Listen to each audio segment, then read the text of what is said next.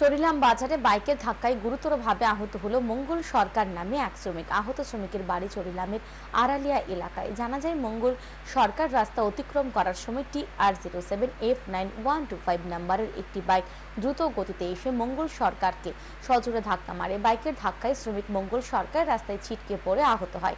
এক প্রত্যক্ষদর্শী জানান, আহত শ্রমিক মঙ্গল সরকারের একটি পা ভেঙে গেছে, তার মাথা ফেটে গেছে। স্থানীয়রা ঘটনা প্রত্যক্ষ করে দমকল বাহিনীর কর্মীদের খবর দেয়। দমকল বাহিনীর কর্মীরা আহত মঙ্গল সরকারকে উদ্ধার করে বিশালগড় মহকুমা হাসপাতালে নিয়ে যায়। এদিকে বিশালগড় থানার পুলিশ দুর্ঘটনাস্থলে ছুটে গিয়ে দুর্ঘটনাগ্রস্ত বাইকটিকে উদ্ধার করে বিশালগড় থানায় নিয়ে যায়।